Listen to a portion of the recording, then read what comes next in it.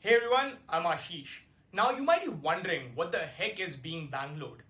Well, it is a term that Americans used to say when their job was taken away by someone in India who can do it cheaper and faster. You know, like those IT companies like Wipro, Infosys, TCS, Cognizant, and HCL. They have been the ones who have been giving the US tech giants as well as FANG a run for their money. But guess what? The same witch is now getting burned by AI. You heard me right. AI or artificial intelligence is the new threat to the India's $250 billion IT outsourcing industry. Because AI can do so many things that humans can do, but faster, cheaper, and better. Think of it as writing endless lines of programming code, answering tech support calls, doing market research, giving advice, and so on. And which means most of the jobs that were outsourced to India are now being outsourced to AI. Now, if you ask me how bad is it, let me give you some initial numbers. The IT industry in India added only 60,000 jobs in the last year, which is the lowest in more than a decade according to Nasscom. And three of the biggest IT companies in India, TCS, Infosys, and Wipro, reduced their headcount by more than 60,000 in the same period. Think of it like Eden Garden, the entire crowd getting fired. But how did we let this happen? Now, there are three things that AI needs if it wants to work. One is the computing power, which is more like the brain of AI. The more powerful the brain, the more intelligent will be the AI. And the brain of AI is made of silicon chips. The more chips, the more brain power.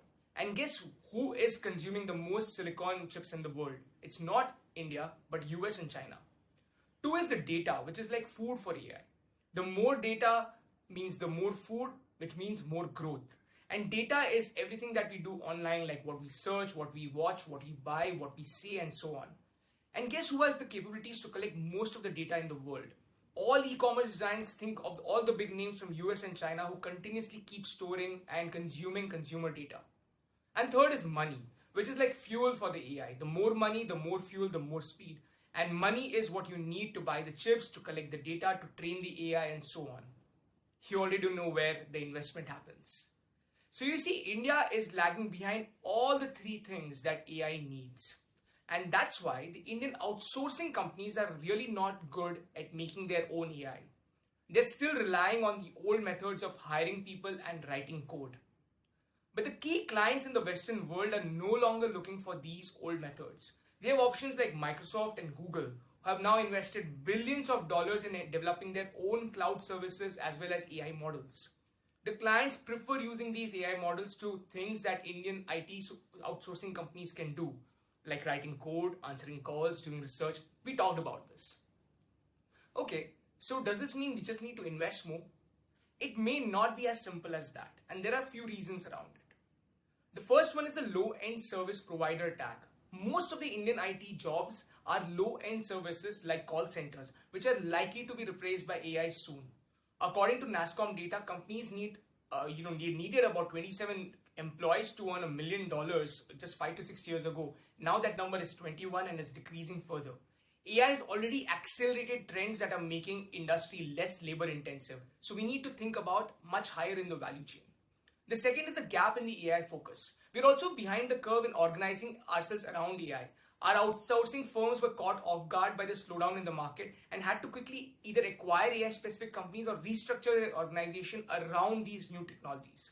To put this in numbers, TCS only has 300 AI-related projects, Infosys has 200, compared to US-based Accenture, which has 2,250 AI-related projects in the 12 months through June 2024.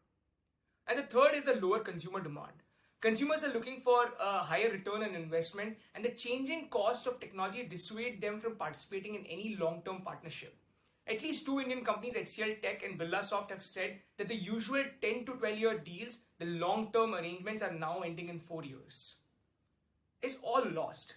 While it is true that Indian software makers are now seen as laggards in the artificial intelligence space, and in absence of substantial advances in this area, they may lose the investor interest as business faces up of being completely eaten up by AI. However, there's a silver lining. The ongoing market volatility, the geographical uncertainty is actually weighing on customers' spend, which means they still need low-cost solutions, and which is where the Indian companies still continue to have large order books, which gives them a strong revenue visibility in the upcoming years. This also gives them the much needed time to reskill, reorganize, and create AI-centric offerings at optimized costs. That should bring those large transformational projects back.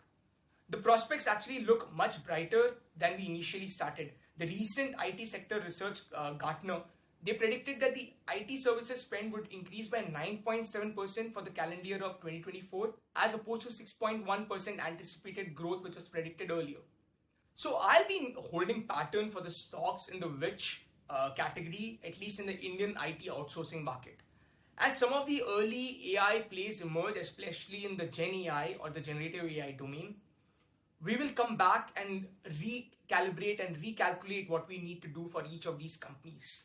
Till then, cheers.